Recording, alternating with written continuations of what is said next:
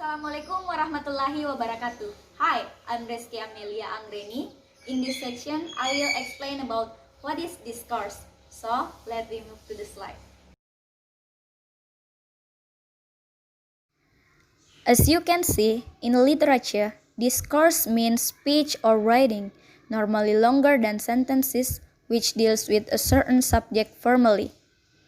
In other words, discourse is the presentation of language in its entirety, while performing an intellectual inquiry in a particular area or field, such as theological discourse or cultural discourse. Foucault presents possibly the best definition of discourse. He defines discourse as systems of thought composed of ideas, attitudes, and courses of action, beliefs, and practices that systematically construct the subject and the words of which they speak. That is a brief explanation about the definition of discourse. The next material will be explained by the next speaker. My name is Shahrunif Binti Edi. In this section, I will explain about discourse analysis.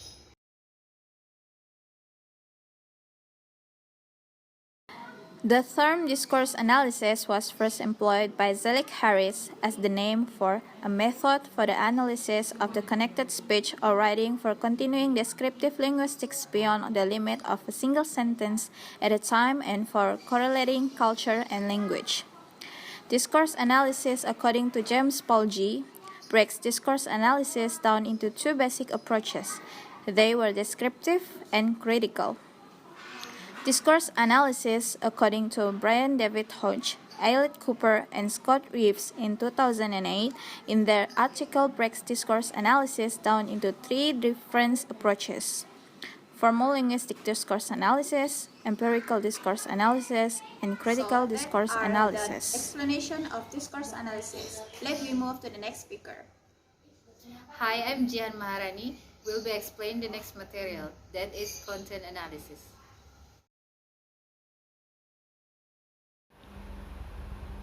Content analysis is a research method used to identify the presence of certain words, themes, or concepts in a text. According to Holsti, 1969, content analysis is a technique of making inference by identifying the characteristic of certain message objectively and systematic. The researchers measure and analyze the existence, meaning, and relationship of several words and concepts, then make conclusion about the message in the text. Text can broadly define as books, essays, videos, interviews, discussions, newspaper and articles, documents, and etc. Content analysis is divided into two types: qualitative and quantitative.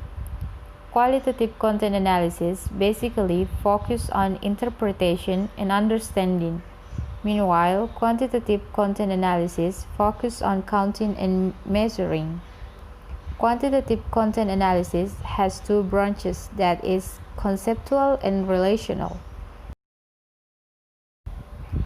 So, with this conceptual content analysis, a concept is chosen from examination, and the analysis involves quantifying and tallying its presence. Conceptual content analysis, also known as thematic analysis. On the other hand, in relational content analysis begins with the identifying concept present in a given text or set of texts. Relational analysis has also been termed semantic analysis. In other words, the focus of relational analysis is to look for semantic or meaningful relationship. Next, how to conduct content analysis. The first step is select the content you will analyze. The second is define the units and categories analyzed. The third is develop a set of rules for coding. The fourth is code the text according to the rules. And the last is analyze the result and draw the conclusions. This following is the advantage and disadvantage of content analysis. The first one is unobtrusive data collection. That means you can analyze communication and social interaction without the direct involvement of participants. So your presence as a researcher doesn't influence the result. The second is transparent and replicable. When done well, content analysis follows a systematic procedure that can easily be replicated by other researchers, yielding results with high reliability. And the last one is highly flexible. You can conduct content analysis at any time, in any location, and at low cost. All you need is access to the appropriate sources. Let's move to the disadvantage of content analysis. The first one is reductive. Focusing on words or phrases in isolation can sometimes be overly reductive, disregarding context, nuance, and ambiguous meanings. The second is subjective. Content analysis almost always involves some level of subjective interpretation, which can affect the reliability and validity of the results and conclusions. The last one is take a long time. Manually coding large volume of text is extremely time consuming. So that is the explanation about content analysis. Let's move to the next material. Hi, my name is Yefuneli Meibrianti and I am a student of English Literature Class A, and here I would like to explain about conversation analysis.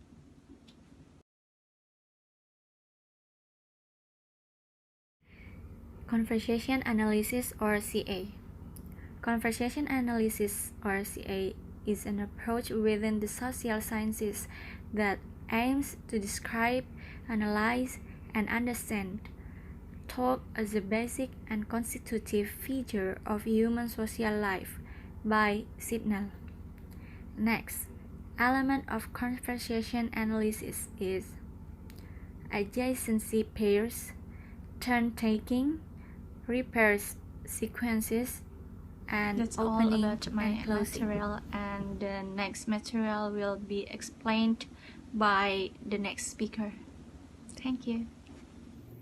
My name is Gabriella Adelya, and now I'm going to explain about critical discourse analysis. Critical discourse analysis.